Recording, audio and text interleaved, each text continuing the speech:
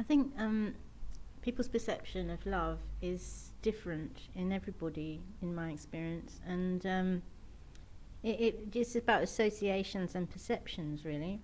But if you read all the greats, and I've tried to in my life, from a little girl, I've tried to read all the great authors, though it's been very difficult because I have a visual problem, and it's not easy to digest it all, but I do.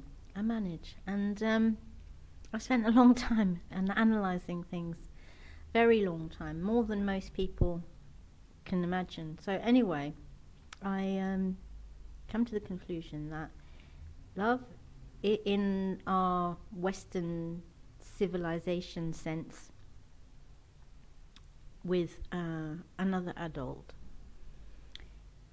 means if you want it to succeed, you're grateful for each quality.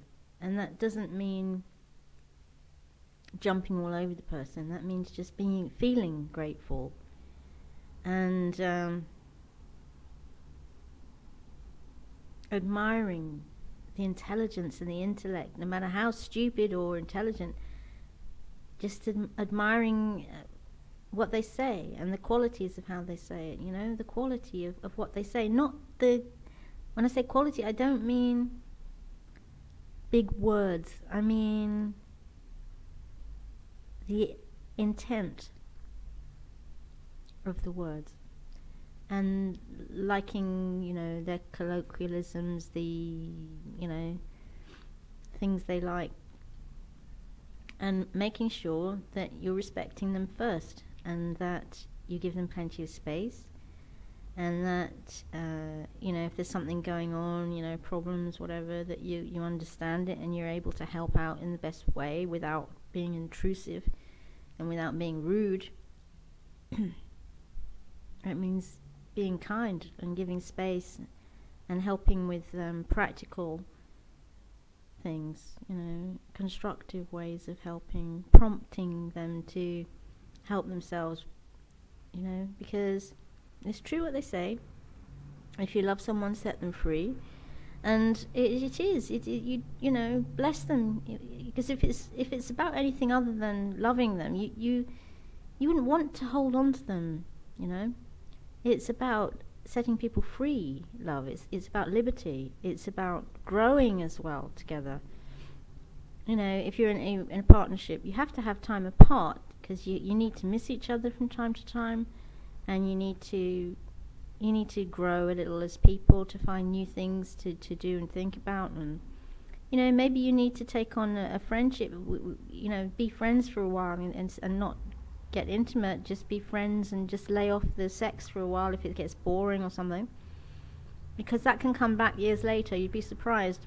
I've heard lots of couples say things died for a long time and eventually they got back together and it worked out. When it gets better when there's an understanding and communication is open, when they're able to talk to each other honestly and openly. It's really, really helpful when, because some people think they can't say stuff because they'd be judged or rejected, or it would be disrespectful.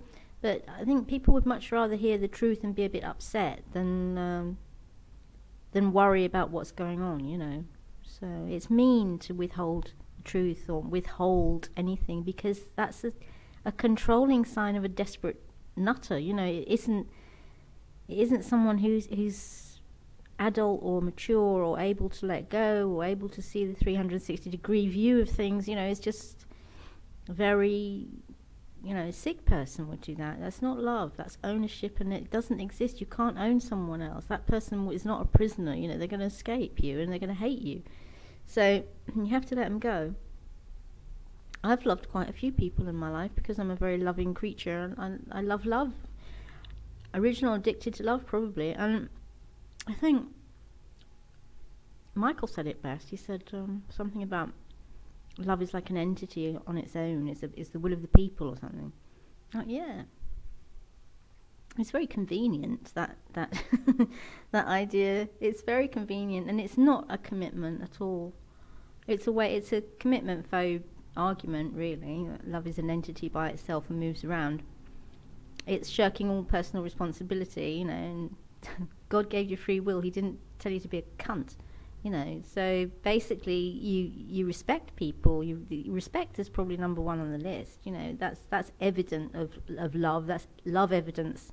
Respect, and always double checking things. You know, check that the person really does like you, and it's not just an obsession, or maybe there's another reason why that person wants to talk to you or something. You know, just try and figure it out. But you know, love is about respect and being grateful and appreciating similar things in life and being able to create things together, and you know, enjoying life together. It's not about, and but it's also about respecting boundaries. You must respect boundaries. You know, there's probably been some really great love stories completely trashed by assholes who want to do anal sex on nice ladies or something. You know, just absolute beautiful relationships trashed by a pervert nut job who hasn't had the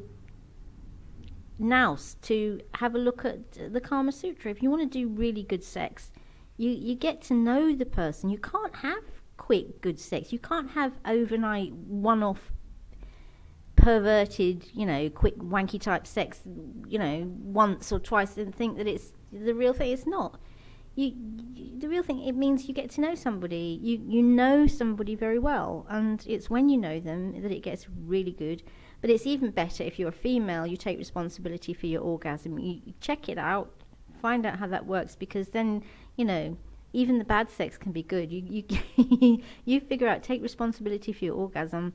Mind you, that doesn't apply to life pre the South African boy. You know, it was that was good, but that was good down to me, not to him. He wasn't very nice, really.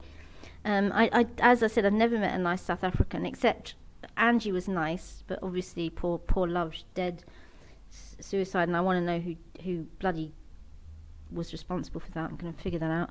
And Angie was a nice South African, and there was a Zimbabwe girl who was nice. She's probably still very nice, and but they're not the nicest of people. They can be very funny, and they can be. There's Gavin as well. Gavin's a sweetheart. He's nice, but the rest of them are shit. Keep them. They're quite funny though. Some of them are fun. The funny ones are quite good. I quite like South African funny people, but not these evangelistic, I own the world, I'm going to take over and knock down your buildings. Fuck off. You know, don't want you here. Go away. Go to Namibia and build a fucking square house with your control freak people. You know, keep away from me. Thank you very much. But that aside, love. I don't love South Africans, really. Different type of love. But the love of an adult, a peer thing, you know. I think you can only. I'm still in love with somebody I loved a very long time ago, and I'll always love him, no matter what happened, no matter what he looks like, you know, no matter what he's like. I'll always have a soft spot, and always want to look after him, because he's a sweetheart, a real sweetheart, Buddhist and very sweet. And so there's your tip. If you want love to last, become a Buddhist, and I mean Shaolin, and do it well, because he did. Very, very good. Very good. So the rest of you can get lost, really. Not got any time for you. But and that's that. But lots of love. Good luck.